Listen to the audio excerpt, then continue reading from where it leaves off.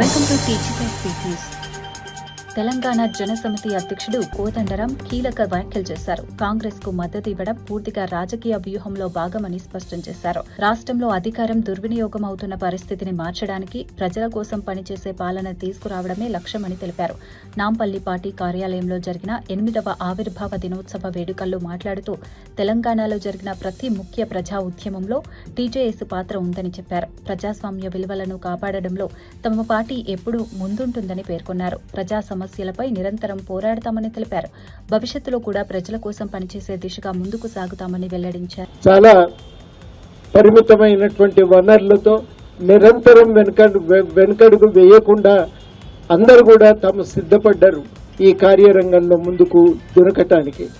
చాలా మంది దగ్గర ప్రధాని నరేంద్ర మోదీ మే 10న హైదరాబాద్ పర్యటనకు రానున్నారు. సికింద్రాబాద్ పెరేడ్ గ్రౌండ్స్ లో భారీ బహిరంగ సభ నిర్వహించేందుకు బీజేపీ రాష్ట్ర నాయకత్వం విస్తృత ఏర్పాట్లు చేస్తోంది. ఈ సభను విజయవంతం చేయడానికి పార్టీ కీలక సమావేశం నిర్వహించింది. హైదరాబాద్, సైబరాబాద్, మల్కాజ్గిరి ప్రాంతాల నుంచి పెద్ద ఎత్తున ప్రజలను సమీకరించేందుకు కార్యాచరణ రూపొందించారు. మొత్తం 300 డివిజన్ల నుంచి కార్యకర్తలను తరలించాలని నిర్ణయించారు.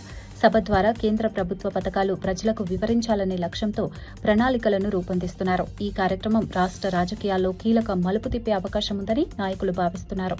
దాదాపు 8,000 కోట్లపై ఒక ప్రాజెక్టులు తెలంగాణలో అనేక ప్రాంతాల్లో, జహీరాబాద్లో, వరంగల్, అదేవిధంగా మహబూబ్ నగర్ అనే ప్రాంతాల్లో చాలా జాతీయ ప్రాజెక్టుని ప్రజలకు అంకితం చేస్తారు. అదేవిధంగా ఆ రోజు సాయంకాలం పూట పెరేడ్ గ్రౌండ్స్లో ఒక పెద్ద బహిరంగ సభ కూడా జరుపుతాం. పార్లమెంట్ ఎన్నికలైన తర్వాత మొట్టమొదటిసారిగా నరేంద్ర మోదీ గారు హైదరాబాద్ వస్తున్నారు. తెలంగాణ ప్రజలు వారి రాక కోసం ఎదురు చూస్తున్నారు. ప్రధాని నరేంద్ర మోదీ తన సొంత నియోజకవర్గం వారణాసిలో పర్యటన కొనసాగిస్తున్నారు. ఉదయం శ్రీ కాశీ విశ్వనాథ ఆలయాన్ని సందర్శించి ప్రత్యేక పూజలు నిర్వహించారు. అనంతరం సుమారు 6,350 కోట్ల విలువైన అభివృద్ది పనులకు శంకుస్థాపనలు, ప్రారంభోత్సవాలు చేశారు.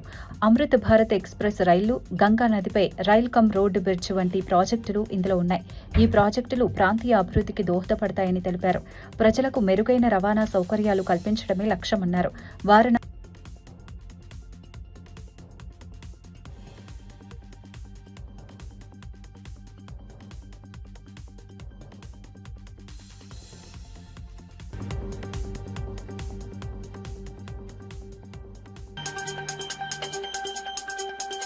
TRS working president KTR CM Revanth రెడ్డిపై తీవ్ర విమర్శలు చేశారు. ఎన్నికల ముందు ఒకలా, ఎన్నికల తర్వాత మరోలా ప్రవర్తిస్తున్నారని ఆరోపించారు.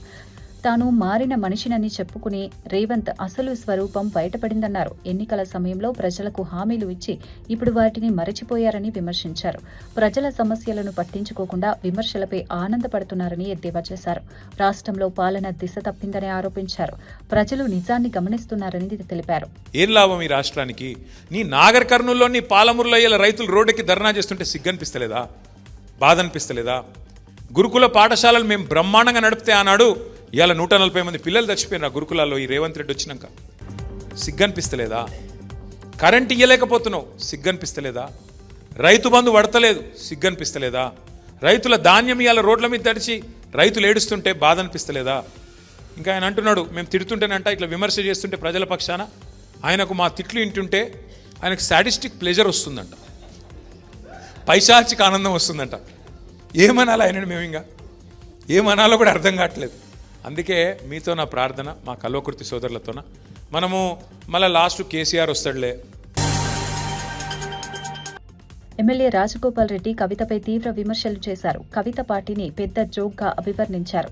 కేసీఆర్ లేకపోతే కవిత ఎక్కడ ఉంటుందని ప్రశ్నించారు. తండ్రిపై తప్పుడు వ్యాఖ్యలు చేయడం పెద్ద తప్పు అన్నారు. కుటుంబాన్ని గౌరవించని వ్యక్తి ప్రజలను ఎలా నడిపిస్తారని ప్రశ్నించారు.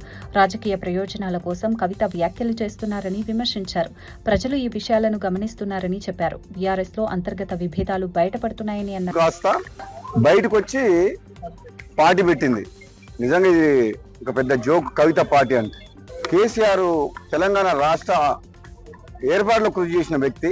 అటువంటి వ్యక్తిని స్వయాన కూతురే ఆ విధంగా మాట్లాడడం అనేది డెఫినెట్గా ఆమె మొట్టమొదటి సమావేశంలోనే తప్పు చేసింది.